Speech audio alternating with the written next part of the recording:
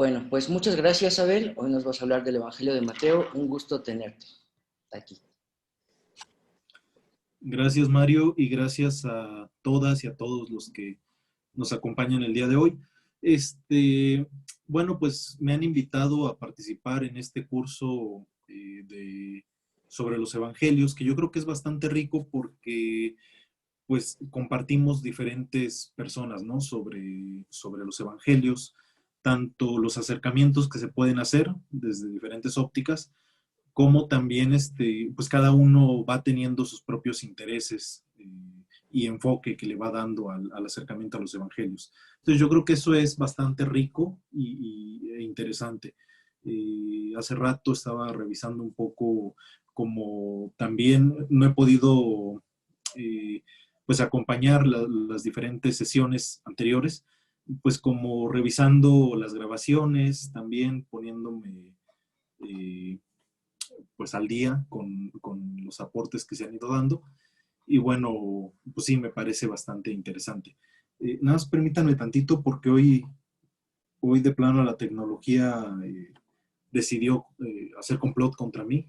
Entonces estoy tratando como de ingresar a Zoom para poder compartirles una presentación que preparé para esta sesión. Vamos a hablar sobre el Evangelio de Mateo, que es un evangelio bastante importante para la iglesia. ¿Por qué? Si bien no es el primer evangelio que se escribe, como ya se veía hace 8 días, sí va a ser un evangelio que va a marcar la evolución del cristianismo ya desde sus primeros años. Prácticamente el evangelio de Marcos, que es el primer evangelio y es la fuente del evangelio de Mateo, va a dejar de copiarse por sí solo de manera independiente ya desde el siglo I. Casi de inmediato, en cuanto se publica el Evangelio de Mateo, va a tomar un papel relevante y va a desplazar al Evangelio de Marcos. A ver, permítame tantito. A ver si abro esto.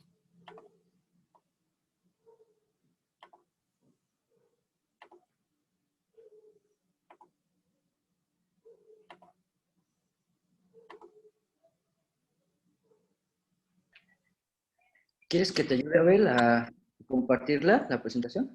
Ya la tengo aquí, nada más que ya, creo que ya entré a... Sí, está. Ya nada más estoy entrando con otra sesión, con otra cuenta a la sesión.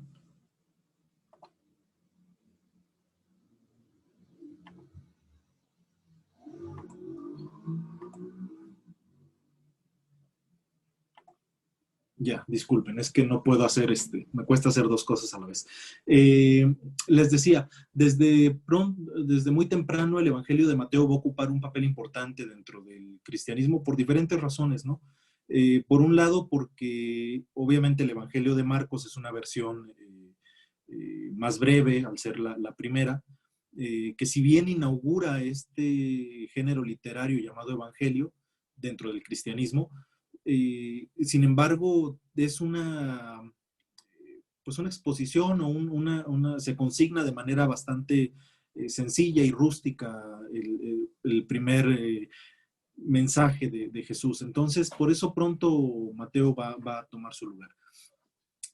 Ya para el siglo II, cuando los primeros padres de la iglesia empiezan a hablar sobre la historia de la redacción de los evangelios, se va a empezar a considerar que el evangelio de Mateo es el primer evangelio, aún antes que el mismo evangelio el evangelio de Mateo es el primer evangelio aún antes que el evangelio de Marcos.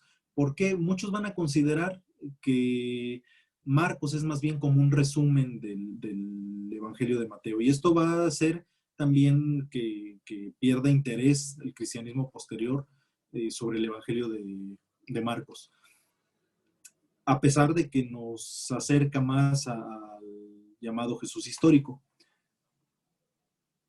Entonces, adentrándonos ya a nuestro tema, que es el Evangelio de Mateo,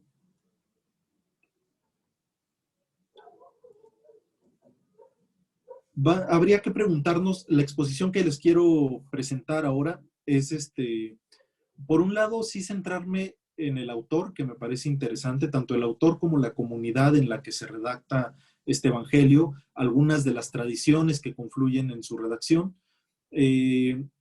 También hablar un poco, déjenme, junto con esto de la redacción, hablar un poco sobre la hipótesis del Mateo arameo, que se va a manejar mucho, tanto de manera tradicional dentro de la historia de la redacción, como también todavía en un primer momento en algunos exégetas, principalmente en el siglo XIX. La relación, aunque sea brevemente, que hay entre Mateo y Marcos, la relación estructural y también de varios pasajes. Propiamente dicho, la estructura ya de Mateo, entrar, aunque sea brevemente, también cómo está estructurada la redacción de este evangelio, las claves que podemos utilizar para acercarnos a su lectura y su interpretación, los intereses teológicos que hay detrás de este evangelio, la imagen que nos presenta de Jesús y sobre todo a lo mejor también meternos un poco en la política redaccional, es decir, los exégetas hoy en día, especialmente con Tyson y varios de sus discípulos, afirman que la redacción de los evangelios no se da por una sola persona. Es decir, no hay un teólogo, escriba, redactor que de repente decide ponerse a compilar materiales y arbitrariamente los entreteje y los presenta a la comunidad y la comunidad los recibe, sino que más bien hay una relación podríamos decir, dialéctica entre redactores y comunidad. Es decir, los redactores al final de cuentas son pastores, podríamos decir, gente que está al frente de una comunidad de una u otra manera, y lo que tienen que hacer es consensuar con la comunidad la tradición que buscan consignar. No pueden tomar de manera arbitraria tradiciones porque la comunidad misma también toma como un papel de aprobación. La comunidad dice, esto sí nos checa con la imagen de Jesús que tenemos, que se nos ha transmitido, esto no nos checa y lo rechazamos. Entonces eso yo creo que también es importante un poco ver cuál es la intención detrás de la redacción de los evangelios, especialmente el de Mateo. Y finalmente, esto, bueno, pues es algo que se puede encontrar en varias bibliografías que se han publicado, pero lo que me parece más interesante es una visión del mensaje de Jesús en el Evangelio de Mateo como un mensaje contracultural. Lo que presenta Mateo es un Jesús que nos invita a una vida distinta a lo que se está viviendo en la cultura contemporánea de Mateo. Algo centrado este mensaje y es universal, podríamos decirlo, pero centrado en el varón. Lo veremos un poco más adelante, será la comunidad de Mateo una comunidad que le habla especialmente a judeocristianos, es decir, creyentes en el Mesías Jesús, con una tradición y un arraigo muy fuerte en el pueblo judío y en la identidad judía, y por lo tanto también con una fuerte tendencia hacia el machismo y un sistema patriarcal, podríamos decirlo hoy en día. Y por lo tanto, lo que presenta Mateo y lo que presenta el Jesús de Mateo es esto que ahora la teoría de género y las lecturas feministas de la Biblia llaman las nuevas masculinidades. Sería como un poco con lo que quisiera concluir la presentación. Entonces, bueno, más o menos este es el panorama de lo que vamos a tratar de abordar en esta presentación. No sé, ¿algún comentario, duda o algo para que no sea tampoco tan estilo monólogo esta presentación? Muy bien, pues entonces empezamos. Ya les decía yo, bueno, es muy importante el Evangelio de Mateo porque va a marcar la vida de la iglesia en los primeros años, no solamente en cuanto como bibliografía sagrada, como libro que marca la ética de la comunidad y de la iglesia, sino también porque presenta un resumen de la doctrina de Jesús, presenta un fundamento, podríamos decir, para empezar a hablar de iglesia. De hecho, es el único evangelio que nos habla de una iglesia y más bien de la fundación de la iglesia por Jesús. Ni Marcos ni Juan mencionan el término iglesia. y Lucas, que sí lo hace, presenta la iglesia ya posterior a Jesús. Para Lucas y su teología, lo verán dentro de 8 días, la iglesia surge del Espíritu, no es propiamente una acción de Jesús, sino una acción del Espíritu que mueve a los apóstoles a continuar, o a los discípulos y seguidores de Jesús, a continuar con la misión y el ministerio de Jesús. Pero ya en Mateo, Jesús es el que funda la iglesia, aunque ya lo menciona como una fundación a futuro, no propiamente contemporánea a Jesús, pero ya las bases están sentadas sobre Jesús. Entonces será otra de las razones por las que el Evangelio de Mateo tendrá esa importancia dentro del cristianismo. Para empezar a hablar del autor, podríamos preguntarnos quién es el autor de este Evangelio, quién es el que lo escribe. Tradicionalmente se le ha atribuido al apóstol Mateo, uno de los 12, Leví, también conocido como Leví, que el mismo Evangelio narra su llamado y conversión por parte de Jesús. Uno de los primeros historiadores de la iglesia y que le va a atribuir este Evangelio a Mateo será Papías de Hierápolis, un historiador del cristianismo primitivo, que va a afirmar que es este apóstol el que escribe el Evangelio. Sin embargo, nos damos cuenta de que se trata de un escritor cristiano de la segunda generación. ¿Y esto por qué? Bueno,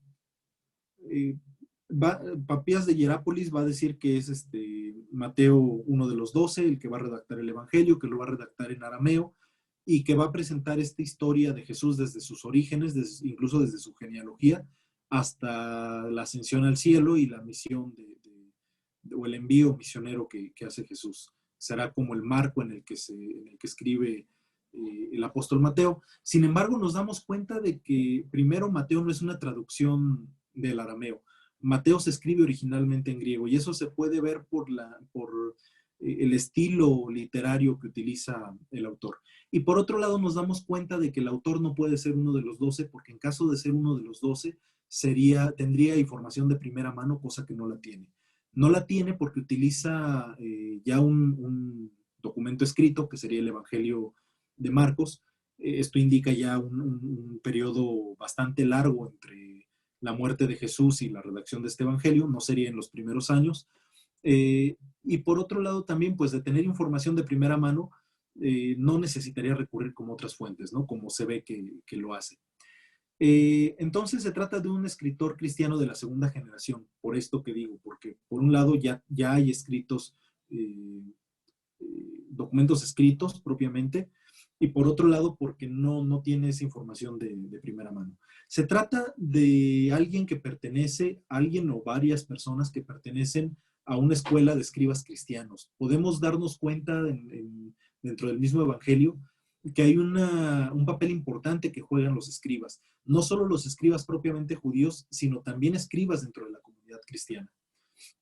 Y se trata de una comunidad mixta. El autor será un judío de la diáspora, no es propiamente un judío de Palestina, sino que es un judío helenizado que conoce muy bien la cultura griega, la lengua griega, pero que también tiene contacto con las tradiciones de Palestina. Tradiciones tanto de la ley antigua como de las tradiciones orales que se han transmitido sobre Jesús y sus discípulos. Por otro lado, es una comunidad mixta, ya decía. Va a estar patente el conflicto que hay entre Pablo y Santiago. Recordemos que ya Hechos de los Apóstoles nos habla del llamado Concilio de Jerusalén, que no es propiamente un concilio, pero bueno, es una reunión entre los ancianos del pueblo en Jerusalén, Bernabé, Pablo y algunos de los líderes, entre ellos Juan, Pedro y Santiago, el hermano del Señor, que van a tratar de salir al paso al problema de qué hacer con los paganos que se han convertido al cristianismo. La posición de Pablo es, aquí quiero aclarar, antes de que se me pase, no podemos hablar todavía de un cristianismo como tal. Cristianismo podremos hablar a principios del siglo II, más o menos, es decir, en finales de los 90, principios del 110, más o menos. Ya podemos hablar de un cristianismo como tal que se ha separado del judaísmo rabínico, fariseo, pero todavía en la redacción de los sinópticos estamos hablando de cristianismo como un movimiento intrajudío. Es decir, no se consideran todavía separados de la sinagoga, siguen siendo todavía judíos, se siguen considerando como miembros de Israel. Entonces, el conflicto entre Santiago, Juan, Pedro y Pablo es qué hacer con aquellos paganos, gentiles, que han escuchado hablar de Jesús, el crucificado, como Mesías, y quieren iniciarse en su movimiento.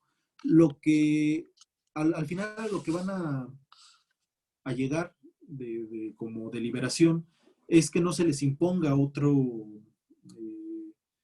otra ley u otra observancia a los gentiles más que las leyes que se le han dado en el Génesis a Noé. Es decir, no comer carne sacrificada a los ídolos y una serie de exigencias legales que son menores a las exigencias propiamente del pueblo judío.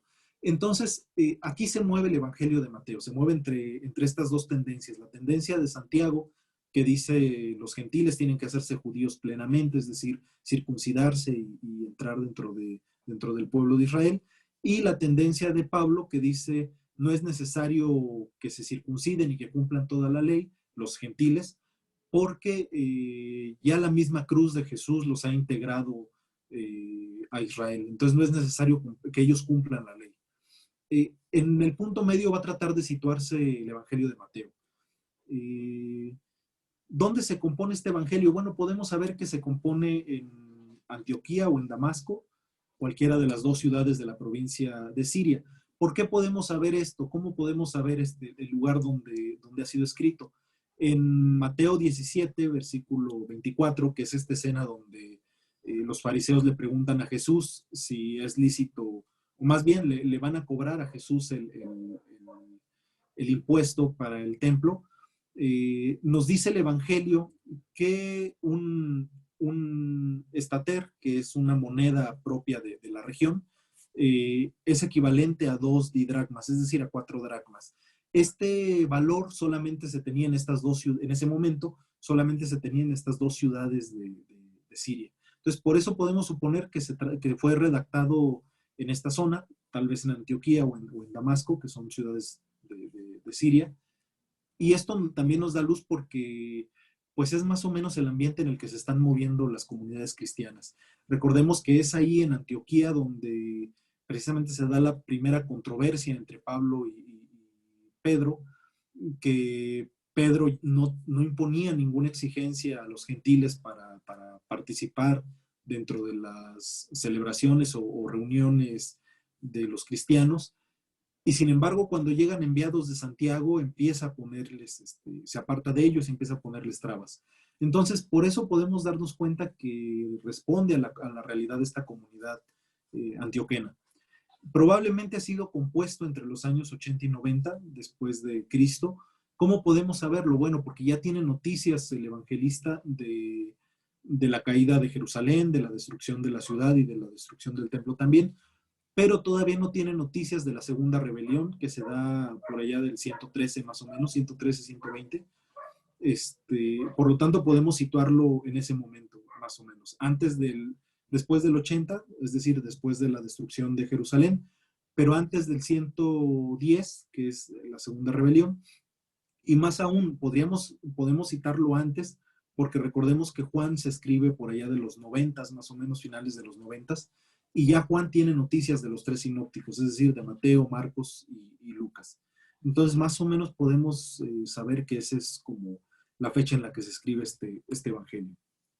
Lo que ya decíamos, había una tesis principalmente debido a Papías de Hierápolis del siglo II, que decía que Mateo, el Leví, el discípulo de Jesús, había escrito un evangelio, que era este evangelio, y que lo había escrito en arameo. Sin embargo, aunque es una teoría que todavía por ahí encuentra resonancia, aunque ya no mucho, descubrimos eso, que si bien tiene algunos arameísmos, en realidad su estructura es totalmente griega. No se trata de una traducción de un texto que ha sido traducido, sino que más bien responde a la propia lógica de la lengua griega. Entonces, no se podría tratar de Leví, de Mateo, sino más bien de un autor griego. Y por otro lado, lo que ya decía, bueno, no, si fuera el propio discípulo, tendría información y material propio y no necesitaría recurrir a otros documentos como son Marcos y Q. Estas serían las principales razones por las que se descarta tanto la autoría de Mateo como la existencia del Mateo arameo. Además, algunos papías de Hierápolis también afirman que Mateo arameo se trataba principalmente de dichos de Jesús, una colección de dichos. Y el Evangelio de Mateo, como lo podemos ver, bueno, no se trata propiamente de una colección de dichos, sino que es todavía más amplio. Entonces eso termina descartando. Incluso hay algunos que se preguntan si no se tratará de un evangelio aparte que se ha perdido en la historia. Bueno, es posible. ¿Cuál es la relación que tiene Mateo y Marcos? Bueno, Marcos va a ser la fuente que va a retomar Mateo. El autor del Evangelio de Mateo tiene enfrente el Evangelio de Marcos, lo tiene consignado por escrito, y va a tratar de seguir su esquema, pero no se va a sentir conforme con el Evangelio de Marcos. Lo que ya les decía hace rato, el Evangelio de Marcos es bastante rudimentario, incluso en la misma forma en la que se redacta, se alcanza a ver que es muy, ¿cómo decirlo? Bastante tosca la forma de hilar las narraciones entre una y otro episodio. Generalmente lo que hace Marcos es hilarlas por medio de la conjunción y. Entonces es normal que leyendo el Evangelio veamos que la relación es y estaba Jesús en tal lugar y vincula otra escena. Entonces lo que va a hacer Mateo es reeditarlo. Modifica algunos de los materiales propios del Evangelio de Marcos, principalmente porque en algunos casos deja mal parados a personajes importantes, como son la familia de Jesús, o los discípulos, o al mismo Jesús. Entonces lo que va a hacer Mateo es esa reedición, modificación del material, incluso también llega a eliminar partes importantes del Evangelio de Marcos. Añade elementos de Q que no tiene Marcos. Marcos no cuenta con estos elementos de Q, y además parece que tiene una fuente propia, principalmente oral, de la que va a echar mano para redactar su evangelio. Entonces, tanto Mateo como Lucas comparten la fuente Q, tienen acceso a este documento, y además tiene Mateo un elemento propio, un material propio que no tiene Lucas. Entonces, como que sí vemos esa originalidad, ¿no? Va a considerar a Marcos como un evangelio imperfecto, ya lo decía, principalmente por cuestiones teológicas. Es decir, no termina de cuadrar el evangelio de Marcos con la teología propia de la comunidad de Mateo. ¿Por qué? Porque el evangelio de Marcos lo que va a buscar, según algunos exégetas y algunos expertos en Biblia, es responder a una cierta tendencia paulina de dejar de lado la historia y la vida de Jesús. Prácticamente lo que hace Pablo en sus escritos, aparte, bueno, tendríamos que matizar ahí esta afirmación porque los escritos paulinos al final de cuentas son cartas pastorales que tratan de responder problemáticas muy concretas de las comunidades a las que les escribe. Entonces tampoco los escritos paulinos no buscan ser un conjunto de teología paulina, sino más bien como dar respuesta a problemáticas concretas. Por lo tanto, no podríamos esperar tampoco, no es extraño que Pablo no presente un cuerpo doctrinal completo o no presente una historia de la vida de Jesús y de su resurrección, sino más bien parece que Pablo pone especial énfasis en la crucifixión, muerte y resurrección de Jesús, y a partir de eso va a elaborar su teología que se presenta en sus cartas. Lo que hace Marcos es sí reúne un relato, una narración de la pasión, pero lo une con relatos de milagros, con relatos también de seguimiento, pero como respondiendo a esta necesidad que ha presentado Pablo en sus cartas. Y lo que hace Mateo frente a esto, bueno, es también quiere presentar a Jesús con una imagen muy particular de maestro, que es aquel que está dando una nueva interpretación a la ley de Moisés, y es algo que no se logra descubrir en el Evangelio de Marcos. Esta discusión, podríamos decirlo, o esta edición que hace Mateo de del Evangelio de Marcos, podría poner en cuestión y en jaque esta como idea muy, muy común entre los cristianos de que los libros sagrados de la Biblia, léase evangelios, léase cartas de Pablo u otros escritos, han sido dictados de manera directa por Dios, por un ángel, por no sé. De repente nos encontramos como con estas imágenes, ¿no? Dentro del imaginario colectivo cristiano, como que hay al ser palabra de Dios y al ser literatura inerrante, nos imaginamos como eso, ¿no? Que hay un dictado directo y descubrimos que no, que en realidad hay todo un proceso de redacción, hay incluso controversias teológicas internas, hay diferencias y matices entre los diferentes visiones que se tienen en los evangelios sobre Jesús, sobre la iglesia, sobre Dios. Entonces eso es bastante interesante a partir de este contraste. Quedaría más claro el contraste principalmente entre cómo relabora el material Mateo, el material de Marcos, si tuviéramos aquí a la mano presente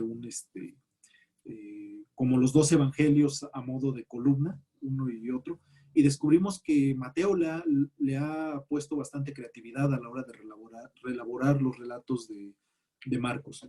Y lo vamos a ver ahorita cuáles son los motivos. ¿Cuál es la estructura que le ha dado Mateo a su evangelio? Primero que nada nos presenta una introducción que incluye una genealogía y el relato del nacimiento y exilio de Jesús, algo que no tenía propiamente el evangelio de Marcos. Propiamente el cuerpo del evangelio lo va a distribuir en 5 grandes secciones que integran milagros, curaciones, enseñanzas, parábolas y sermones de Jesús. 5, como también 5 son los libros del Pentateuco, presentando ya desde entonces, ya desde este momento a Jesús como el nuevo Moisés. Y finalmente una conclusión que incluye el mismo relato de la pasión que ya presentaba Marcos, pero además agrega relatos más amplios de la aparición de Jesús resucitado, cosa que no tiene Marcos. Marcos parece que concluye de manera bastante dramática con la aparición de un hombre vestido de blanco que se le aparece a las mujeres en el sepulcro y que les anuncia que Jesús ya no está, que Jesús ha despertado de entre los muertos y las envía a anunciarlo a los discípulos de Jesús. Sin embargo, las mujeres en Marcos lo que hacen es, tienen miedo y huyen. No comparten el mensaje, se quedan en silencio. Ya después a Marcos le van a añadir un final un poco más, menos dramático y menos pesimista. Sin embargo, sí se ve de manera muy obvia que es como un añadido que no tiene el mismo estilo del Evangelio. En el caso de Mateo, lo que va a hacer es añadir un relato más extenso sobre la resurrección y además añade, porque responde a sus intereses teológicos, añade un envío misionero que hace Jesús a todo el mundo. Es decir, ya el mensaje de la buena nueva no se dirige únicamente al pueblo de Israel, sino que Jesús es el Mesías para todo el mundo. Es aquel que ha de integrar a los gentiles dentro de Israel, por medio del cumplimiento de la ley, por supuesto. Entonces vemos que el material que estaba desordenado en Marcos, que es material de milagros, material de discursos y material de parábolas, lo va a integrar Mateo dentro de su propio plan. ¿Qué es lo que va a eliminar, qué es lo que va a omitir Mateo del Evangelio de Marcos? Bueno, va a eliminar pasajes como la curación del poseído en Marcos 1:23, que lo podemos ver ahí. Marcos 7:32 también lo va a eliminar, que es la curación del sordomudo, y la curación del ciego de Marcos 8:22. Hay pasajes que no responden a su necesidad teológica o a su interés teológico de Mateo y los va a descartar. Hay otros pasajes que también va a eliminar o va a reinterpretar, va a darles otro giro para responder a la imagen que quiere presentar de Jesús. Algunas claves para leer el Evangelio de Mateo. Nos encontramos con que para el Evangelio de Mateo, Jesús es aquel que cumple las promesas del Antiguo Testamento. Es el hijo de David, como ya lo podemos ver desde el Génesis, es también aquel que va a cumplir esta promesa de Isaías, del Emanuel, pero sobre todo va a ser también Jesús el nuevo Moisés, es decir, un legislador todavía más grande que Moisés, que va a reinterpretar la ley y que la va a perfeccionar. Finalmente Jesús también será el fundador de la iglesia. Le va a interesar mucho a Mateo vincular a la iglesia con Jesús. ¿Y esto por qué?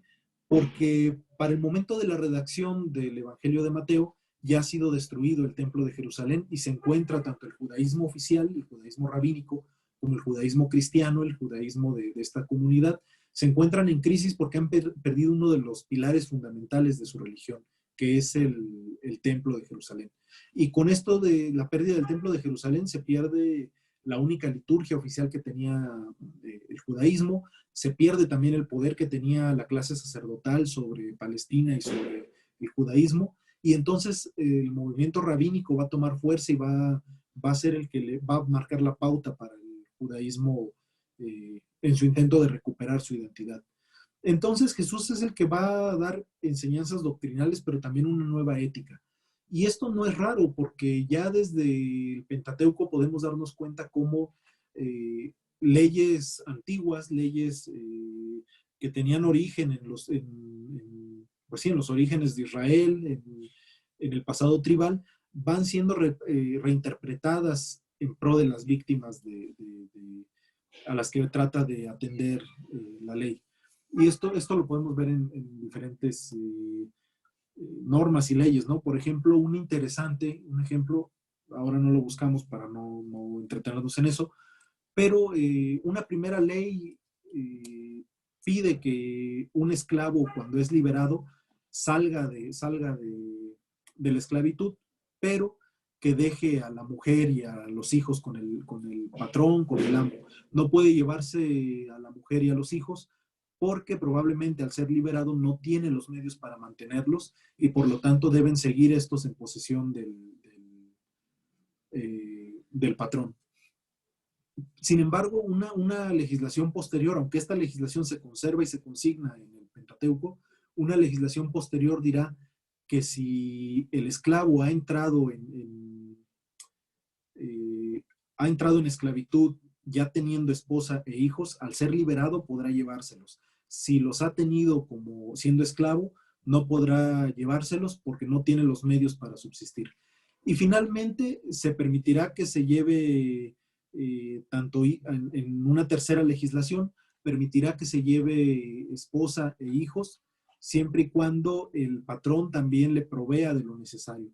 Entonces nos damos cuenta cómo ya es una costumbre habitual dentro del pueblo judío ir modificando sus legislaciones. Y lo curioso es que las tres legislaciones tienen la misma autoridad de haber sido dadas por Moisés, según la tradición, y de tener este carácter de alianza con Dios. Entonces, lo que aquí está haciendo Jesús al reinterpretar la ley tampoco no es nada novedoso, es algo que se hacía ya, pero que normalmente se le atribuía a Moisés o se atribuía a personajes importantes dentro de la tradición judía. Aquí entonces esto nos deja ver el papel importante que va a tener la figura de Jesús dentro de la tradición. Dentro de la tradición para los judeocristianos. ¿Cuáles son las intenciones teológicas que hay detrás por parte del evangelista, del redactor del Evangelio de Mateo? Primero que nada va a tener una intención doctrinal, va a tratar de otorgarle a la iglesia, y aquí entendamos, quisiera detenerme aquí, cuando hablo de iglesia no me refiero ya a una institución bien constituida y consolidada como puede ser la iglesia cristiana, mucho menos me refiero a la iglesia católica, claro que no. Me refiero a una comunidad de seguidores que se ha agrupado en torno a la fe en Jesús como Mesías. Recordemos que ya en la Biblia de los 70, la traducción del Antiguo Testamento que se hace en Alejandría, en griego, se va a utilizar el término eclesia como sinónimo y en algunos casos como alternativa de sinagoga, es decir, como asamblea, como el conjunto del pueblo de Israel que está disperso en la diáspora. En este sentido, cuando utilizamos iglesia en esta primera y segunda generación del cristianismo, nos estamos refiriendo precisamente a esta pretensión de los seguidores de Jesús de ser el verdadero Israel. Entonces, no me refiero aquí cuando hablo de iglesia ya a una doctrina eclesial cristiana como institución bien configurada, ni a la iglesia católica, ¿verdad? Más bien se trata de este Israel verdadero que ha sido fundado por Jesús, que así lo identifica el Evangelio de Mateo, pone a Jesús como fundamento de la iglesia, de la comunidad del verdadero Israel, pero a la vez ya tienen una cierta organización y disciplina y busca como darle un cierto orden a este Evangelio. Podemos darnos cuenta que están presentes ya ciertos profetas y maestros dentro del Evangelio, pero lo que hace también el Evangelio de Mateo es hacer una crítica a la actitud de estos profetas, escribas y maestros cristianos, podríamos decir. Y ante los abusos que puedan cometer estos maestros, les presenta un cierto orden y una cierta disciplina al interior de la comunidad. También presenta la importancia de la misión de esta comunidad que anuncia a Jesús como un nuevo legislador y también de su reinterpretación de la legislación de Moisés. Y también nos habla, otro interés importante del Evangelio va a ser la presencia de Jesús dentro de la comunidad. Esto lo podemos ver muy claro como cuando el mismo Mateo nos habla de la fundación de la iglesia sobre la piedra de la fe de Pedro. Poco después, eso me parece que es en el capítulo 18, en el 20, 22 más o menos, sí, no, perdón, 26.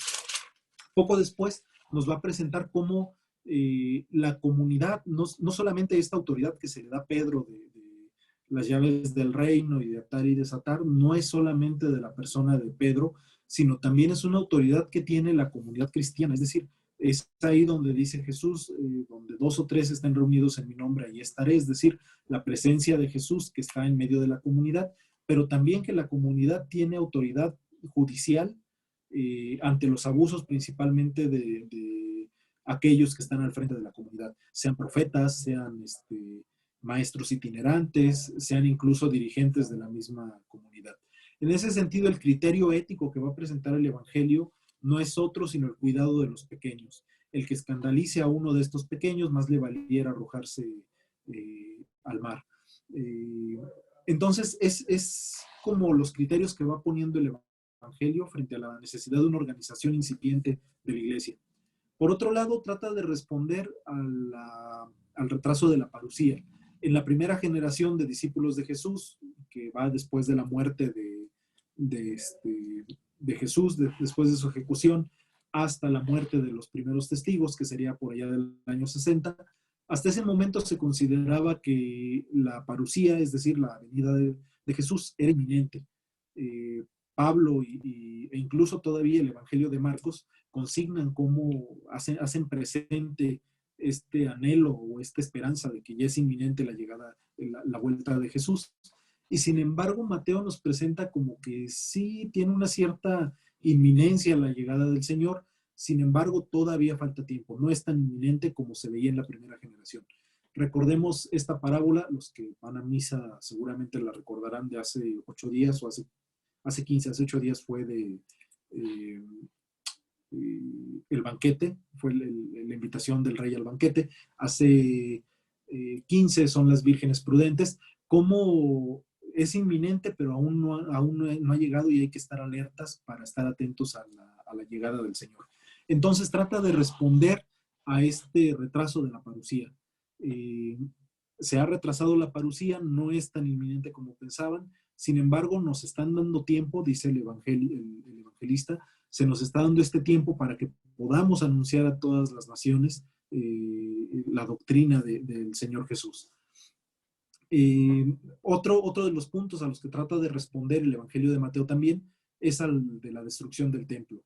Como ya decía, el templo de Jerusalén va a ser para el pueblo judío uno de los puntos centrales de su fe y de su identidad. Junto con el templo de Jerusalén está también el seguimiento de la alianza y la circuncisión. Serán como los 3 elementos principales que van a marcar al pueblo, que le van a dar identidad aún en la diáspora. Y sin embargo, con la destrucción del templo de Jerusalén, el judaísmo va a sufrir un trauma importante.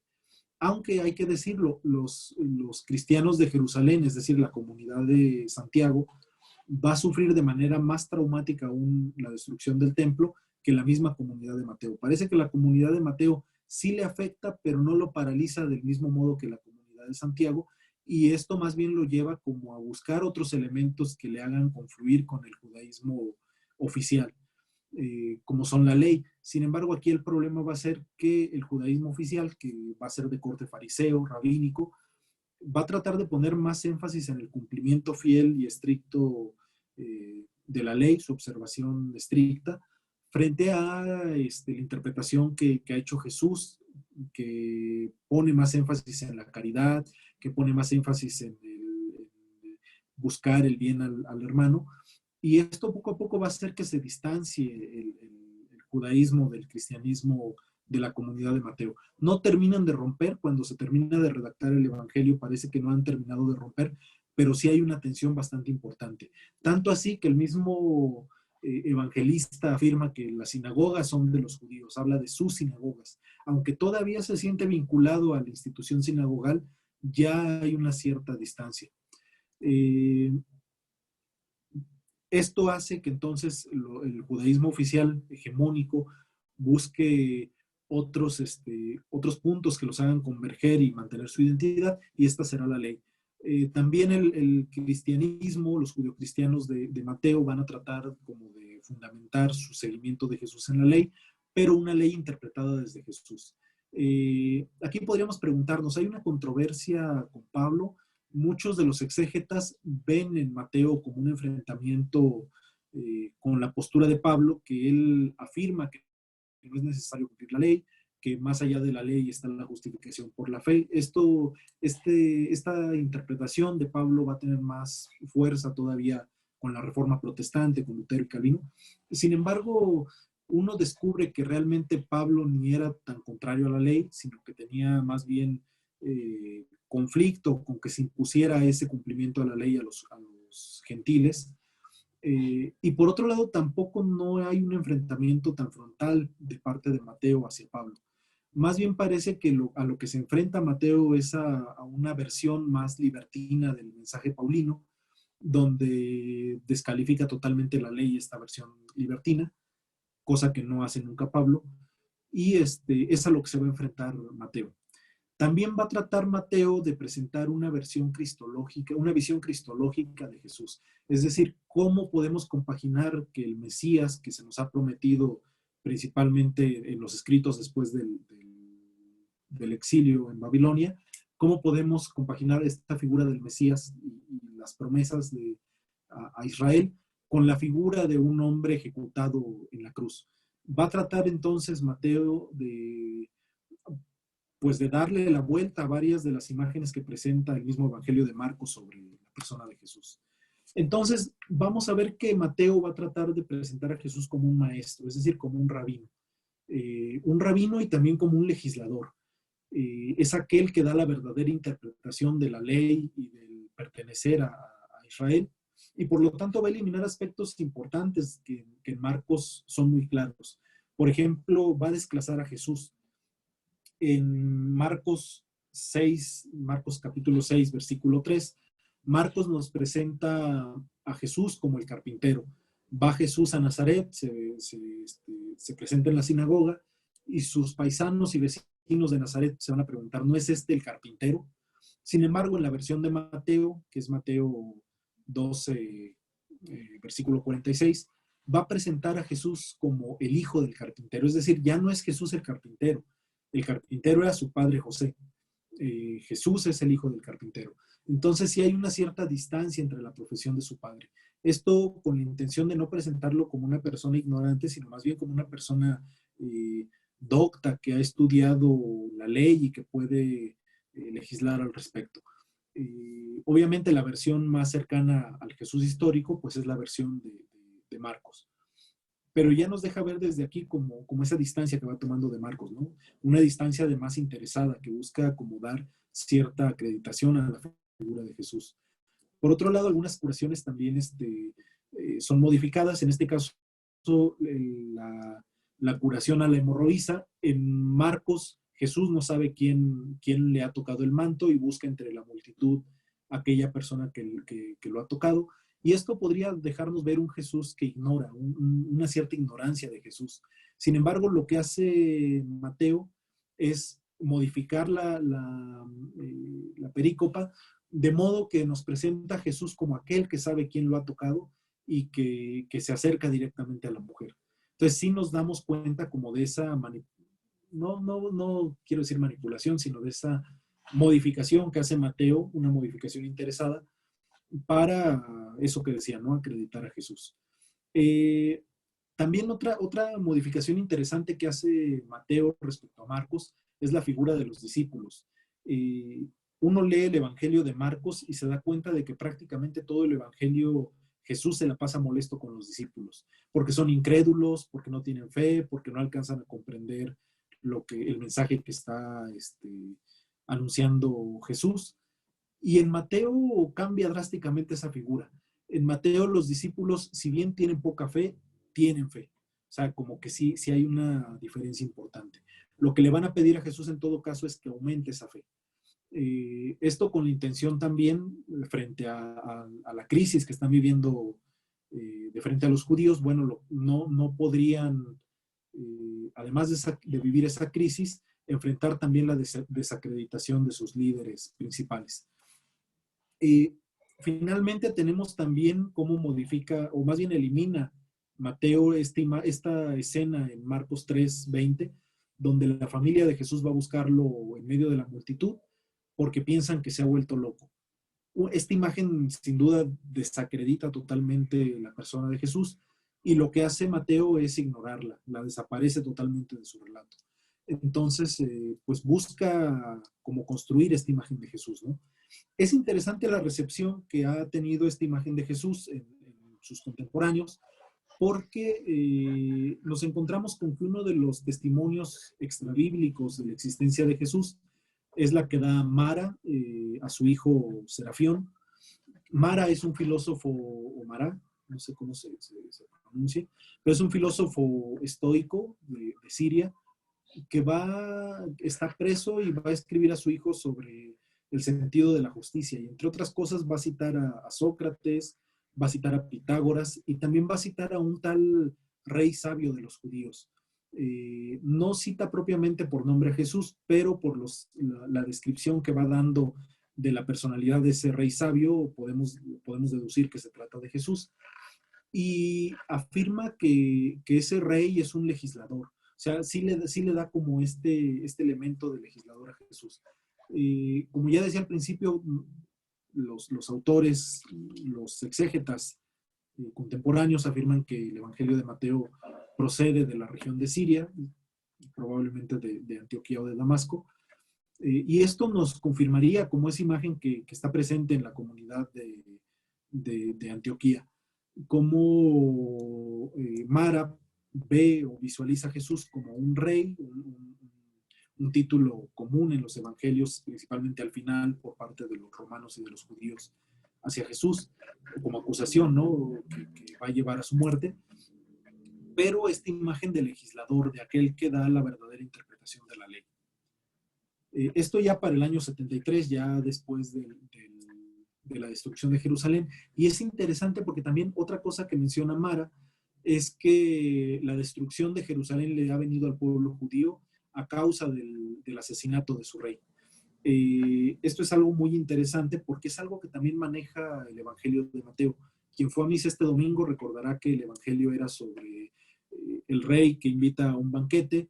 Sin embargo, los invitados rechazan la invitación, algunos apedrean o asesinan a los criados que han sido enviados para invitarlos, incluso asesinan al propio hijo del rey, y esto genera cólera en el rey, que manda matar a los asesinos y manda destruir la ciudad, quemarla totalmente. Entonces ya aquí podemos ver una cierta interpretación que hace Mateo de la historia que está viviendo el pueblo judío recientemente y que se trasluce también en esta carta de Mara.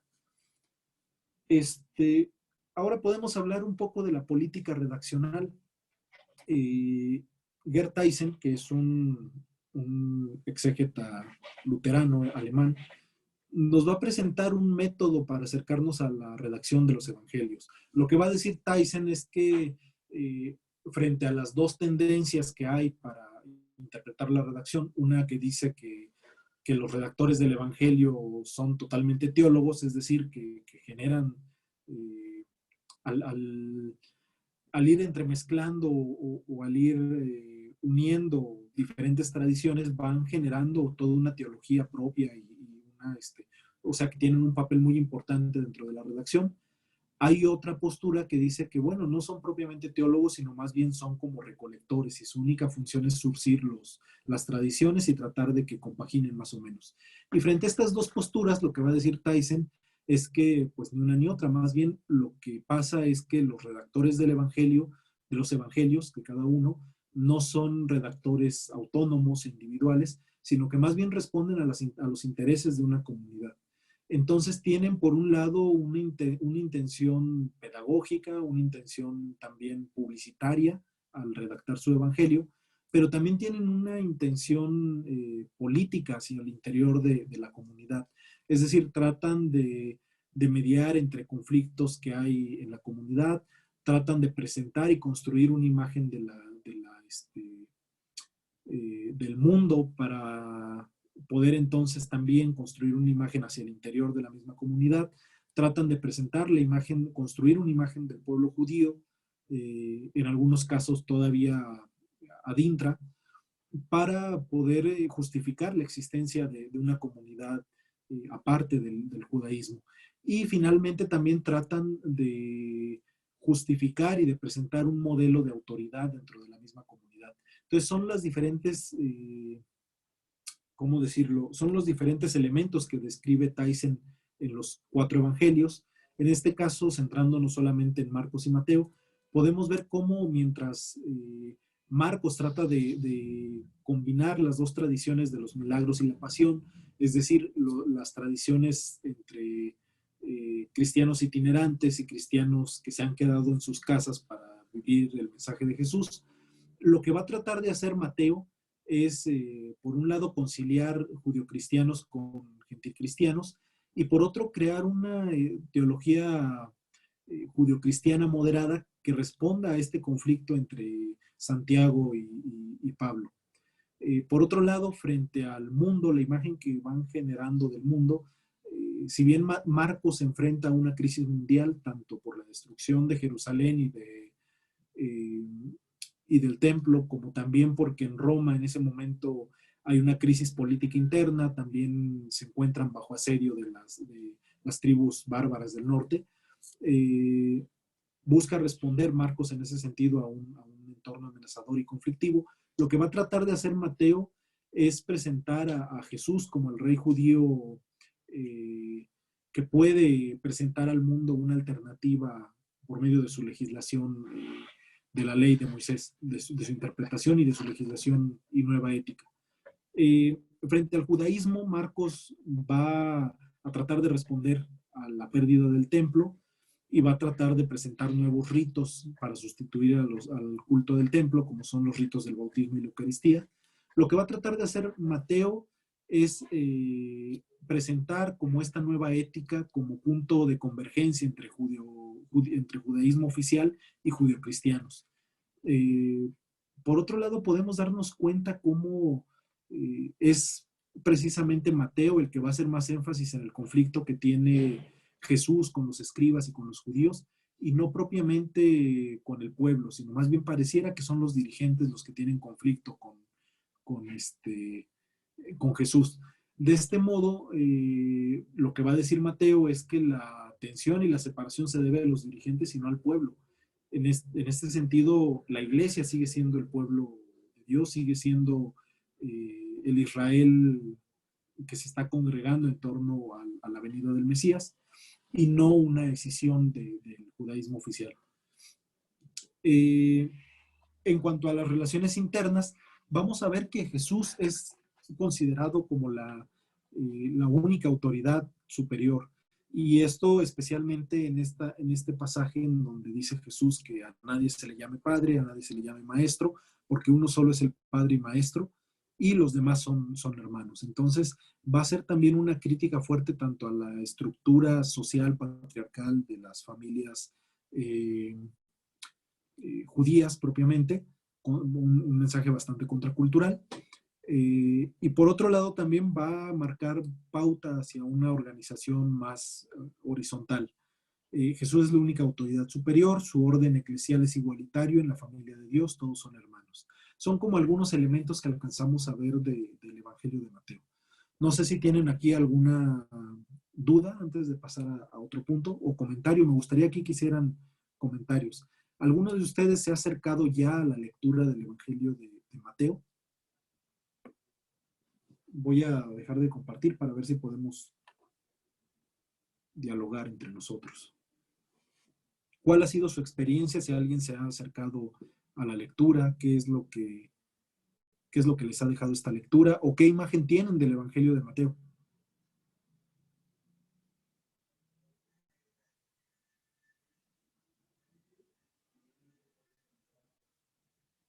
¿Cómo ven? ¿Alguien se anima a compartirnos algo? ¿O dudas que hayan surgido a partir de esta presentación?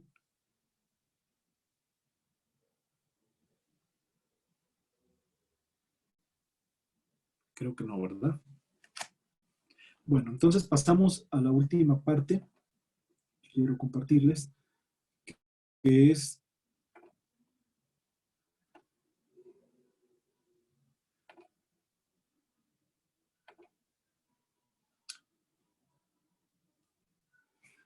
hablar de la propuesta que nos presenta el Evangelio de Mateo y lo que hoy podríamos llamar las nuevas masculinidades. Esto centrándonos en esta lectura de Mateo 19, del 1 al 12. En general podemos descubrir cómo es una invitación interesante todo el Evangelio de Mateo, porque es bastante,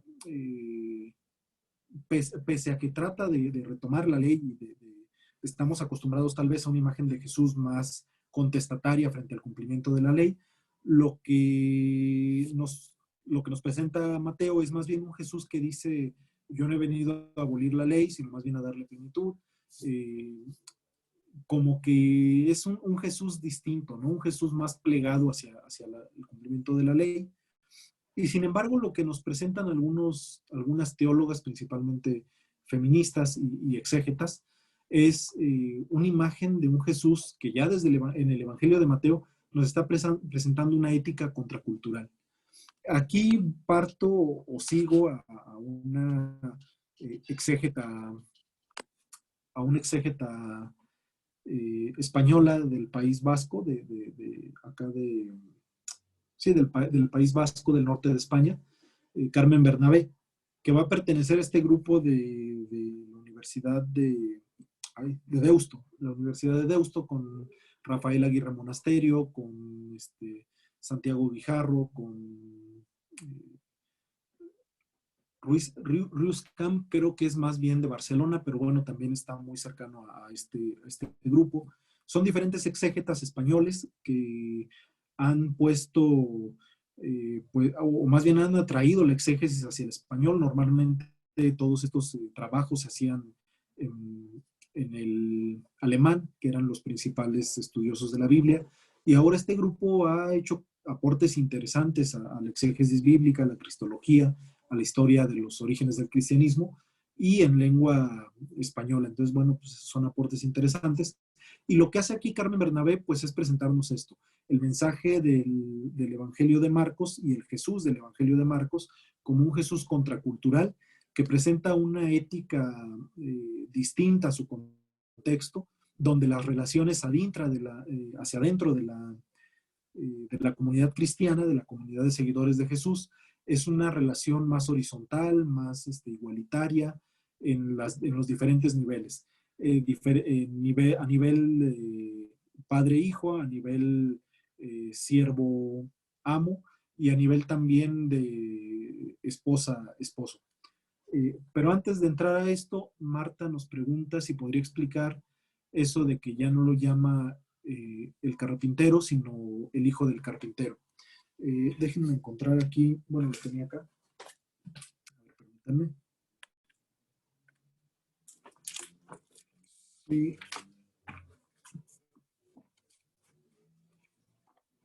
Vemos cómo en Marcos lo que va a tratar, lo que va a presentar Marcos, me parece que es capítulo 6.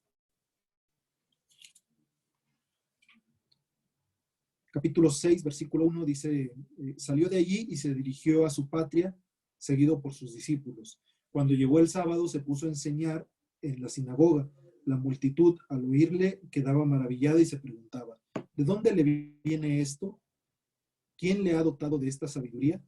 Y esos milagros hechos por su mano, ¿no es este el carpintero, el hijo de María, y sus hermanos Santiago, Joseto, Judas y Simón? Vemos aquí cómo lo que nos presenta, continúo. Y no están sus hermanas aquí entre nosotros, y se escandalizaban a causa de él.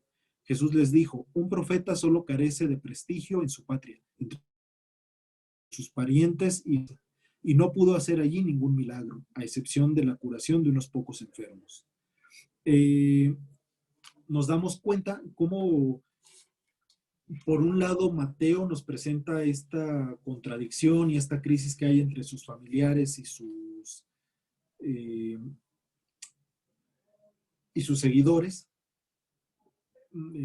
como una cierta incredulidad, principalmente porque no tiene acreditación, no tiene credenciales de profeta, sino que más bien es un hombre sencillo del pueblo que tiene una profesión igual que cualquier otro en Nazaret, y esto le va a causar conflicto en el Evangelio de Marcos. Sin embargo, el evangelista lo mantiene, este dato. Lo que va a presentar, sin embargo, Mateo, perdón,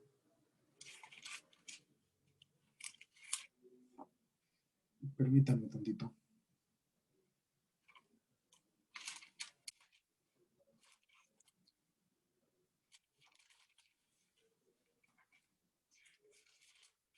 Lo tenía, aquí está. En Mateo 13:53 dice, cuando acabó Jesús estas parábolas, partió de ahí, de vuelta a su patria, se puso a enseñarles en su sinagoga, de tal manera que se preguntaban maravillados, ¿de dónde le viene esta sabiduría y estos milagros? ¿No es este el hijo del carpintero? Es decir, nos damos cuenta cómo, mientras que en Marcos se afirma que el oficio de Jesús es el de carpintero, en Mateo ya no es él el carpintero es su padre, la familia son los que tienen el oficio de carpintero, pero no es propiamente Jesús. Jesús es aparte. Lo que están haciendo aquí es desclasar a Jesús, es decir, sacar de su clase social, sacar de su realidad, para presentarlo como el maestro y el que puede interpretar la ley. Recordemos que la sociedad en la que se escribe, en el tiempo y en la cultura en la que se escribe el Evangelio, es una sociedad bastante clasista, hay una diferencia importante entre el orden al que perteneces dentro de la sociedad, y por lo tanto el hecho de que Jesús perteneciera a una clase baja, a una, pues sí, a una clase trabajadora, podríamos decir, con sus asegúnes de lo que esto significa, sería un descrédito total para su ministerio. No sé si queda claro. Esto en cuanto a lo de el cambio que hacen. Y también, si se dan cuenta, ya no menciona Mateo este dato de que Jesús no puede realizar milagros en Nazaret por la incredulidad de sus parientes y vecinos. Ese dato lo omite, porque además en Mateo es Jesús mismo quien realiza los prodigios. Y en Marcos la imagen de Jesús es otra. No es propiamente, o no en todos los casos, no es Jesús el que realiza las acciones prodigiosas, sino más bien es la fe de la persona que va a recibir la sanación o va a recibir el prodigio, la que va a intervenir de manera principal. No tanto la persona de Jesús, sino la fe que tienen en Jesús, en la curación.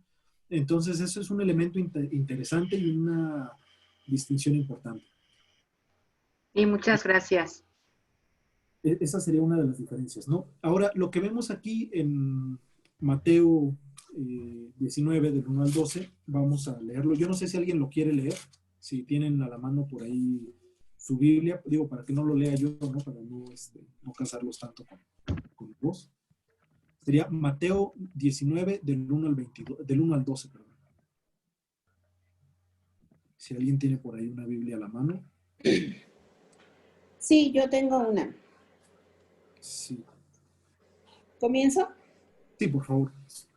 Cuando acabó Jesús estos discursos, partió de Galilea y fue a la región de Judea, al otro lado del Jordán. Le siguió mucha gente y los curó allí. Se le acercaron entonces unos fariseos que para ponerle a prueba le preguntaron, ¿puede uno repudiar a su mujer por un motivo cualquiera?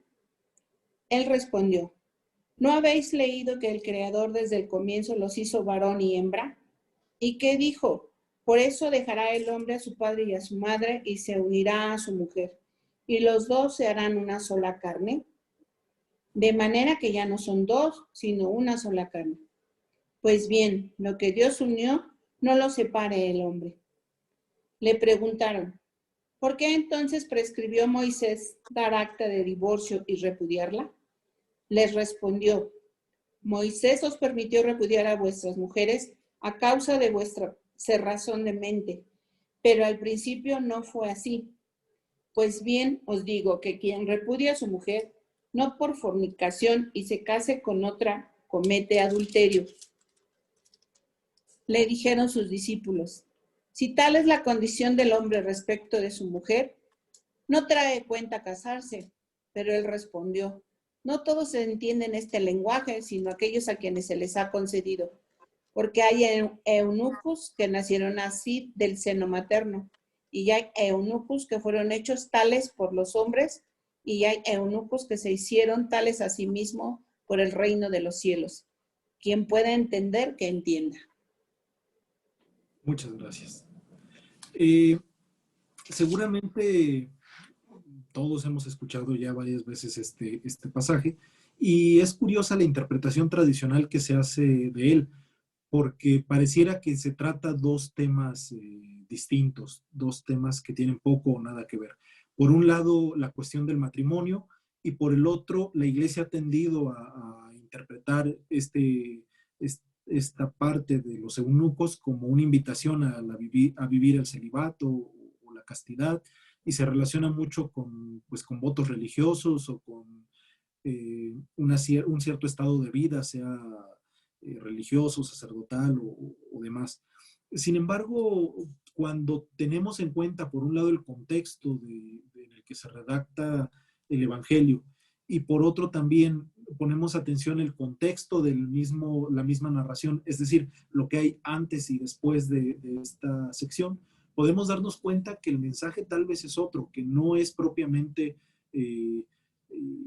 no está centrado en el sacramento del matrimonio, por decirlo de algún modo, y en el celibato religioso, sacerdotal o como se le quiera ver. Más bien parece que es otra cosa. Primero que nada, vemos que se trata de una controversia, es decir, de una confrontación entre dos posiciones distintas. No nos lo presenta propiamente el Evangelio, pero analizando y estudiando el contexto podemos descubrir que frente al divorcio en tiempos de Jesús había dos posiciones distintas, la de Gilel y la de Shammai, que eran los dos maestros fariseos de tiempos de Jesús. O bueno, las dos escuelas de fariseos que estaban en ese tiempo. Ambas escuelas afirmaban que era posible que el hombre repudiara a su mujer. Aquí, antes de continuar, quiero hacer una precisión. No estamos hablando del sacramento del matrimonio. Ahora, con esto de que hace 1 o 2 años Francisco convocó al sínodo de la familia y que si en una nota al margen permitió que los divorciados pudieran comulgar, los divorciados vueltos a casar pudieran comulgar, todo mundo, o bueno, los sectores más conservadores de la Iglesia Católica comenzaron a decir que Francisco estaba contra la tradición, que estaba adulterando el sacramento del matrimonio, porque el mandato de Jesús en el Evangelio, es decir, en esta cita, es claro, que no hay divorcio, que el hombre no se puede divorciar de su mujer. Sin embargo, si ponemos atención, nos damos cuenta de que no utiliza propiamente el término divorcio, sino más bien utiliza el término, en español utiliza el término repudio.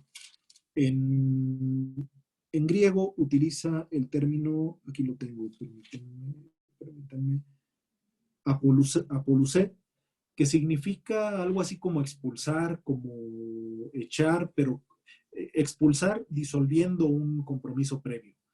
Entonces, no se refiere propiamente a lo que nosotros hoy entendemos como divorcio, que es la separación convenida por ambas partes o por una de las partes del matrimonio por medio de la disolución del contrato matrimonial, sino más bien se trata de una prerrogativa, un derecho, un privilegio que tenía el hombre principalmente. Casi siempre el hombre era el que lo ejercía, las mujeres poco ejercían este derecho, podemos decirlo, de expulsar a la mujer de la casa y del matrimonio. Es decir, ya no estamos hablando de divorcio, sino del derecho del hombre a terminar con la relación y a que la mujer entonces, que no tenía personalidad jurídica propia en el pueblo judío, tuviera que regresar a la casa paterna o quedara en indefensión total en caso de no contar con un varón que la respaldara. Es de lo que está hablando, de lo que estamos hablando.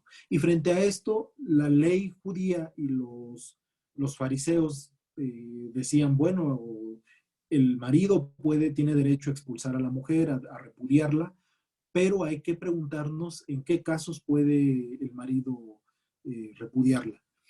Y la mayoría de las dos escuelas prácticamente decían que se podía repudiar a la mujer pues por cualquier motivo, ¿no? Porque se le quemaron los frijoles, porque no sabe planchar, porque uno de los más conocidos es porque no da hijos varones. Si no da descendencia de hijos varones, no está cumpliendo con su función dentro de la familia. Y frente a esta cuestión, lo que le preguntan a Jesús es si se le puede despedir a la mujer, si se le puede repudiar y expulsar de la casa por cualquier motivo. Lo que dice Jesús es, no se le puede repudiar, más que en caso de inmoralidad o de porneia, lo dice en griego. Sin embargo, no está hablando de sacramento, lo que está hablando es presentándonos una nueva forma de vivirnos varones, siguiendo las enseñanzas de Jesús. Y el contexto es importante. Vemos aquí un poco cómo antes de esta cita que leímos hace poco, que acabamos de leer, lo que hace Jesús es presentar los nuevos valores de sus discípulos que quieren integrarse en su movimiento. Y estos valores son las bienaventuranzas, lo que conocemos como las bienaventuranzas. Nos está presentando una nueva ética distinta a la ley de Moisés que seguía el pueblo judío. Pero después de esta cita que leímos, nos está hablando sobre cómo le llevaban niños a Jesús para que los bendijera. Los apóstoles no querían, sus discípulos de Jesús no querían permitir que se acercaran a Jesús. ¿Por qué? Porque un hombre varón no puede tener contacto con los niños. Los niños son asunto únicamente de la mujer y son ellas las que se encargan de su educación, de su cuidado, de su atención. El hombre no tiene nada que ver con los niños, más que con los varones a partir de los 12 años, cuando empiezan a ser considerados ya adultos y entonces los introducen en ese mundo de los adultos. Pero antes de los 12 años con el varón y con la mujer en ningún momento, con la hija, la niña, en ningún momento, no tienen relación el hombre con los niños, porque también es un signo de debilidad. Entonces lo que está presentando Jesús es una nueva forma de relacionarse con los niños, de poder entrar en contacto, en relación, y esto pone en entredicho la masculinidad y la figura del varón que tiene la cultura de Jesús. Por otro lado, más adelante, en el versículo del 16 al 20, nos presenta la relación que debe de tener el seguidor de Jesús, el discípulo de Jesús, con respecto al dinero. Es la narración del joven rico al que se le invita a dejar todo su dinero para dárselo a los pobres y seguir a Jesús. Finalmente, del 20 al 28, lo que se nos presenta es una alternativa a la relación entre amos y siervos. Recordemos que la cultura de Jesús es una cultura bastante marcada por las clases sociales, los estratos. Entonces, la relación y la distancia está muy marcada y muy clara. Sin embargo, lo que nos presenta Jesús es que los últimos serán los primeros. En este sentido, si ya tanto antes como después de esta lectura que hemos hecho, se nos presentan valores contraculturales, no es raro que entonces esta lectura también nos esté presentando valores contraculturales. Frente a un derecho patriarcal del hombre de repudiar a la mujer, lo que nos presenta Jesús es que no es posible repudiarla porque ambos son una sola cosa, ambos son una sola carne. Y no se mete en discusión con los fariseos sobre lo que dice Moisés, sino que se remite al Génesis, es decir, va hacia los orígenes para dar fundamento a esta nueva ley que él quiere presentar a sus seguidores. Se remite directamente al querer original de Dios, que quiere que el hombre y la mujer sean una sola carne. Pero no solamente eso, se brinca ahí, la cita que hace Jesús del Génesis, se brinca una parte muy importante y es la parte de la procreación. ¿Por qué? Recordemos que uno de los motivos principales por los cuales se repudiaba a la mujer era precisamente la esterilidad. Cuando una mujer era estéril, el varón tenía derecho a repudiarla y a casarse con otra mujer. Y lo que presenta Jesús entonces al omitir esta parte es que ni siquiera en esa circunstancia es posible repudiar a la mujer, porque el hombre y la mujer ya han sido unidos en una sola carne. Se brinca y pasa a otra parte en donde afirma que por eso el hombre y la mujer tendrán que, el hombre dejará a su padre y a su madre y formará con su esposa una nueva criatura, una sola criatura. Es decir, aquí también está haciendo una fuerte crítica a la, ¿cómo podemos decir? A la estructura de la casa donde una familia judía era una familia extensa y el padre de familia, que muchas veces era el abuelo o el tío más viejo de la familia, era el que decidía por todos los demás miembros de la familia. Hombres varones casados, pero más jóvenes, sus esposas, él era el que decidía la organización de toda la familia extensa.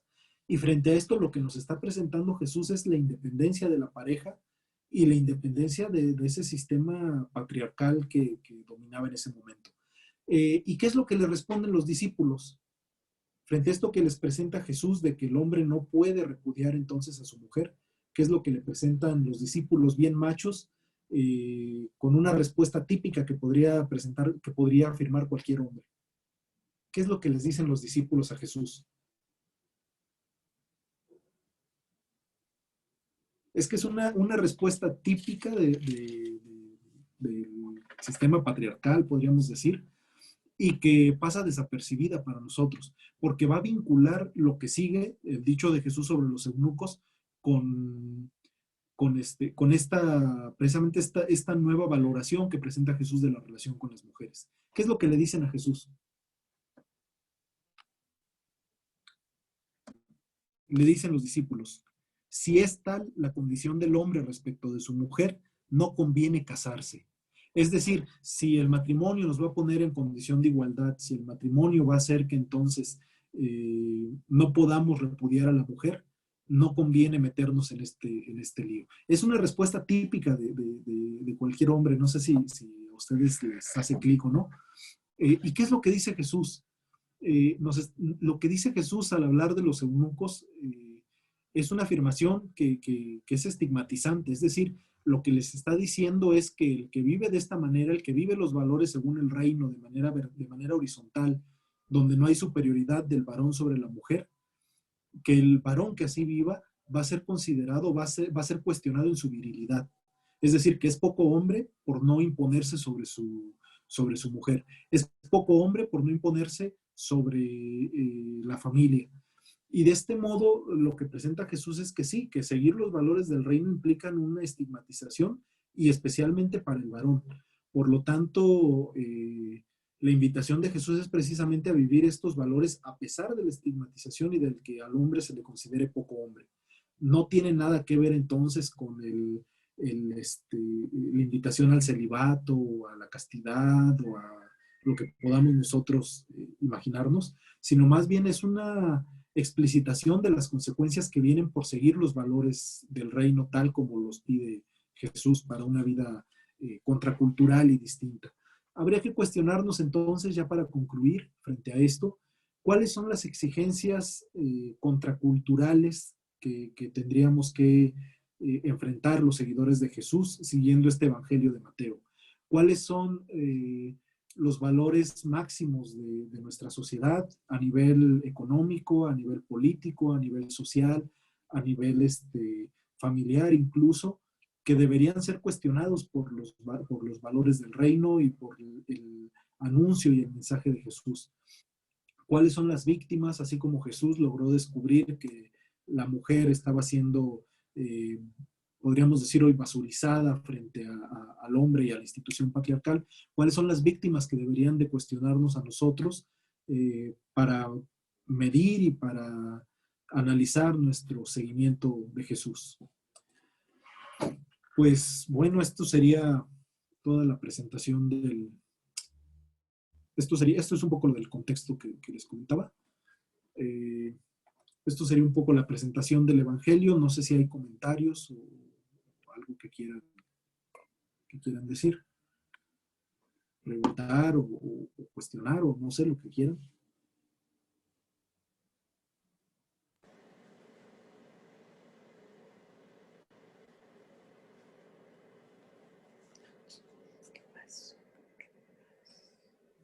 ¿No se animan?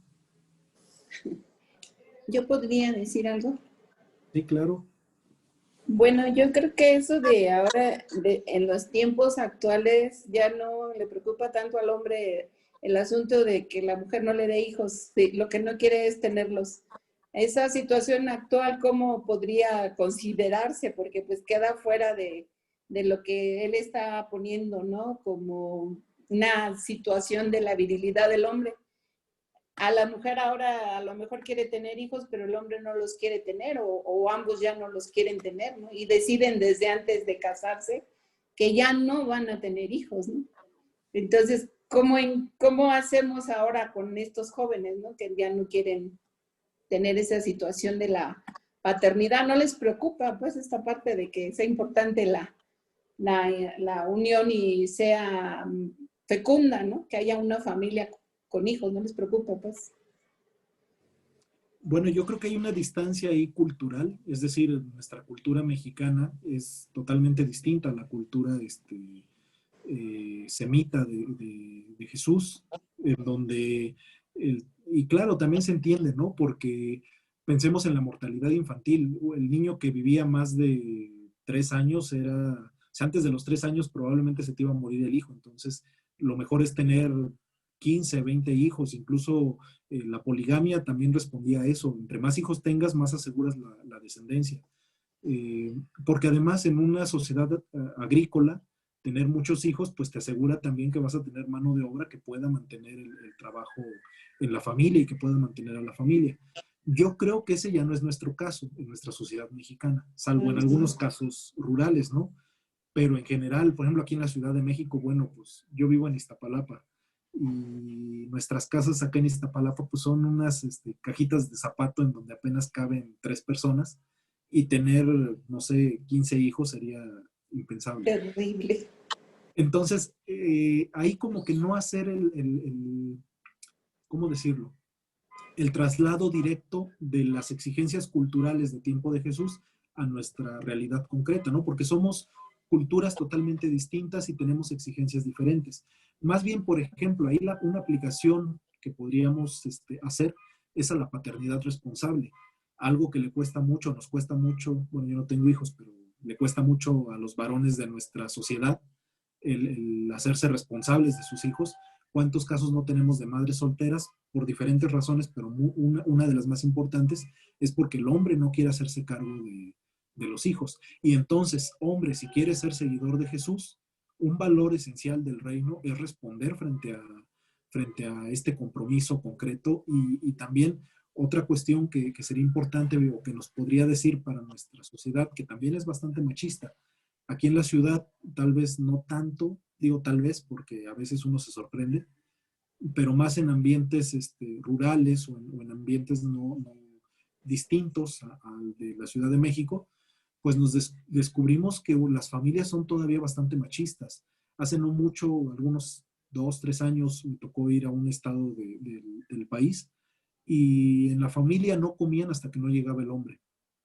Y llegaba el hombre, se sentaba, él dirigía siempre la oración para bendecir la mesa, y la mujer se mantenía en la cocina sirviéndole a los hijos y al esposo. Y una vez que habían terminado hijos y esposo, entonces sí, la mujer podía comer. Entonces nos damos cuenta cosas tan sencillas como todavía seguimos siendo bastante machistas, esa verticalidad, esa horizontalidad que nos pide los valores del reino, pues no tienen concreción en nuestra sociedad tan católica. Y además, bueno, hay otro fenómeno que también nos pone en jaque, ¿no? El fenómeno y la realidad triste y aberrante de los feminicidios, por ejemplo, que también nos dice que, pues, que algo está mal con nuestra sociedad mexicana, por muy católica y guadalupana que sea, pues algo estamos haciendo mal porque no estamos viviendo los valores del reino. Entonces, yo creo que no tanto hacer como ¿cómo decirlo? No trasladar tan directamente las exigencias culturales del tiempo de Jesús a las nuestras, sino más bien tratar de descubrir esos valores, ¿no? Pienso, por ejemplo, hace 15 días, la lectura de Mateo, precisamente, era esta lectura de el padre que llama a sus dos hijos para ir a trabajar al huerto, bueno, al campo, ¿no? Y uno de ellos le dice, sí voy, y no va. Y el otro le dice, no voy, pero se arrepiente y sí va. Y nosotros, nuestra reflexión se podría centrar en decir, bueno, pues qué malo el primero que le dijo que sí y el segundo le dijo que no, pero sí fue. Pero si se dan cuenta, y yo me hacía esa pregunta, ¿qué clase de padre es el que está presentando Jesús?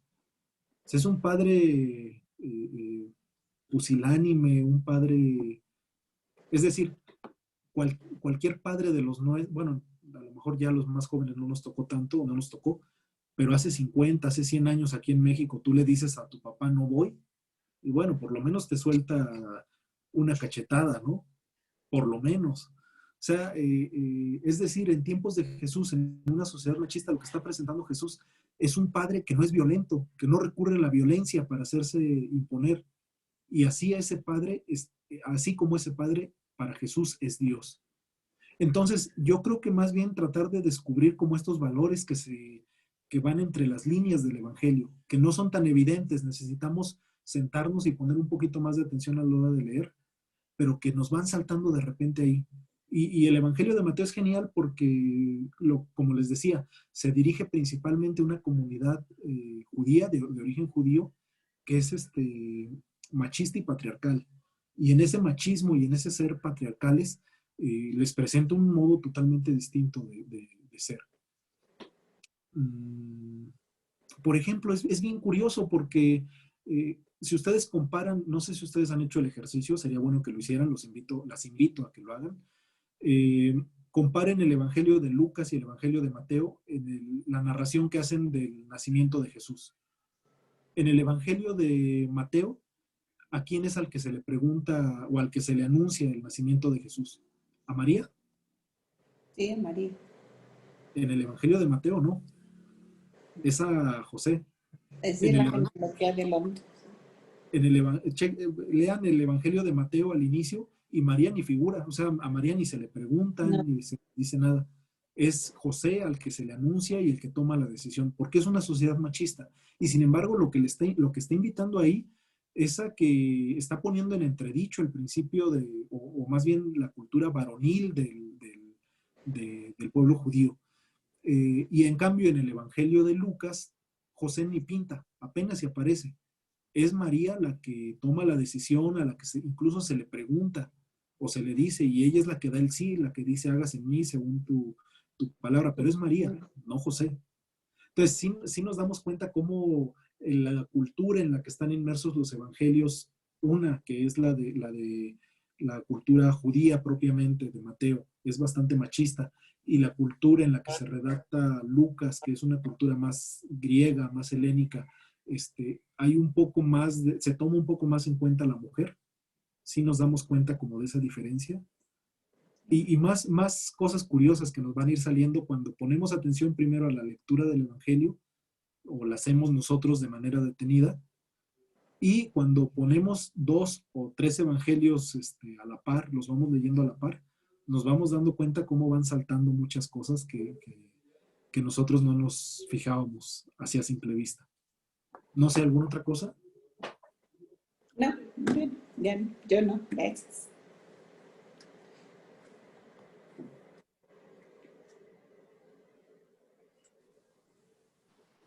No, yo nada más a agradecerte. Digo, yo en estos temas de evangelios, por luego no sé ni qué participar porque son mucha información y bien interesante. Pero en este evangelio me gustó mucho el tema de la estructura valoral, ¿no? O sea, de cómo poder extraer de aquí muchas enseñanzas que, así como tú lo pusiste en la diapositiva, que marcan directamente la propuesta de valor que tiene Jesús, ¿no? Para la vida propia. Entonces, no es una pregunta, más bien es como un agradecimiento. Estaba yo escuchándote y viendo ya, como imaginando cómo traer cada una de esas experiencias para construir los valores concretos, ¿no? Para proponer los valores concretos y estas interpretaciones que nos diste. Sí. Muchas gracias, Leslie. Pues sí, eso, ¿no? Como ir descubriendo los valores que presenta el reino de Jesús y cómo contrastan con valores de nuestra propia cultura, en este caso el valor de la producción sobre todas las, es decir, sí, este valor capitalista y este ideal de progreso y demás que votan frente a los valores propios del Evangelio. Pues no sé si no hay más preguntas o comentarios. Abel, Sí, María.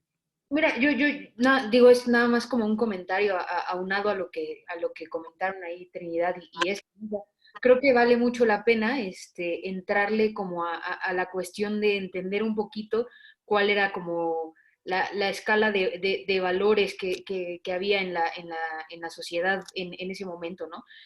A mí me parece que lo platicábamos incluso en la sesión pasada, ¿no? Me parece que uno de los problemas, ¿no? Al interpretar los evangelios o al querer extrapolarlos a querer, no sé, dar respuesta a los matrimonios de hoy, como preguntaba Trinidad y demás, creo que el gran problema es que a veces no nos detenemos a entender cuáles eran los valores centrales del Mediterráneo del siglo I, ¿no? Entonces creo que vale la pena entrarle con suficiente seriedad a lo que la antropología, bueno, los estudios de la antropología cultural trajeron para entender los valores que estaban enmarcados en esta sociedad, ¿no? Que básicamente decíamos incluso la sesión pasada, pues se enmarcan en una pirámide de honor y vergüenza, ¿no? O la personalidad misma de un sistema grupal del siglo I, ¿no? O la concepción de bienes limitados, ¿no? O de las fusiones familiares, que también es bien interesante, ¿no? Y de las pirámides de pureza para no querer interpretar los textos de los evangelios conforme a una escala de valores que creemos que se mueve hoy en día, ¿no? Entonces creo que en ese sentido habría que hacerle un poquito de caso a Bruce Malina y a ellos con todo esto que trajeron de cómo era la sociedad mediterránea del siglo I, ¿no? Creo que vale la pena entrarle desde ahí para no encajarle al texto los valores de nuestra sociedad moderna, ¿no? Sino de ver cómo estos descubrimientos de la antropología cultural vinieron a esclarecer algunas de las palabras de Jesús o de las enseñanzas de Jesús, ¿no? Como el ejemplo que ponías ahorita del matrimonio, pues es mucho más fácil comprenderlo cuando uno entiende estos sistemas de valor y vergüenza o de parentesco del siglo I, ¿no? Que son absolutamente distintos, bueno, no absolutamente, pero sí bastante alejados de estos del siglo XXI, ¿no? Entonces creo que valdría la pena ahí entrarle un poquito a Malina y a ellos para tener esa claridad del contexto de la sociedad mediterránea del siglo I, ¿no? Sí, yo creo que es un tema bastante amplio y hay muchos lados por los cuales ver la cuestión. Incluso nos daría para profundizar más, como dices, desde la antropología y desde las diferentes ciencias sociales, pero sí tener esa conciencia que la familia en tiempos de Jesús no es la misma estructura que tenemos nosotros. La familia en tiempos de Jesús era una institución muy distinta, muy diferente, y por lo tanto no podemos irnos como de manera tan directa a decir, bueno, estos valores se vivían así en tiempos de Jesús y nosotros hay que vivirlos. Creo yo que hay que tener un poquito más de cuidado, como dices. Y por otro lado también, pues preguntarnos, ¿no? Si para nosotros los cristianos católicos decimos que el Evangelio y la Sagrada Escritura en general es palabra de Dios y tiene un mensaje que ilumina nuestra vida, pues hay que tener cuidado qué es realmente lo que nos quiere decir Dios, porque si no podemos irnos con la finta y más bien legitimar modelos opresores de familia o de sociedad pensando que estamos cumpliendo la voluntad de Dios y pues no va por ahí, más bien la voluntad de Dios va por otro lado, ¿no? Principalmente por la defensa de las víctimas y los indefensos y en este caso concreto pues de las mujeres que eran repudiadas. Claro, la situación para nosotros es diferente hoy, ¿no? Hoy hay más opciones y bueno, es distinto. Pues bueno, muchas gracias por acompañarnos, por prestar atención y bueno, pues no sé, Mario, sí. Pues Abel, muchas gracias por acompañarnos. Solamente nos acompañará esta clase. La próxima semana estará Diego Contreras con el Evangelio de Lucas. A ver, me parece que esa claridad nos ayudaría a alejarnos un poquito de interpretaciones ultrafundamentalistas de textos como el abordado hoy. Pues sí, muchas gracias por las preguntas, por los comentarios. Creo que nos subrayan, ¿no? Esta tarea que tenemos de leer la Biblia, ¿no? Y esforzarnos en comprenderla. Y pues bueno, si ustedes están interesados, esperemos tener más lugares aquí, ¿no? Más cursos sobre estos temas bíblicos. Y también comentaba en el chat, ¿no? Sobre este tema del amor. Otra vez la plática que tuvimos con los agustinos, pues Trinidad. Y bueno, yo creo que es un tema que a todos nos interesa, ¿no? Cómo tener relaciones de amor que sean liberadoras, pues ahí lo encuentran. Luego se las comparto también por el chat. Pues muchas gracias, bonita noche y nos vemos la próxima semana. Muchas gracias, Abel. Gracias, hasta luego. Gracias, Abel, nos vemos a todos, hasta luego. Hasta luego. Cuídense.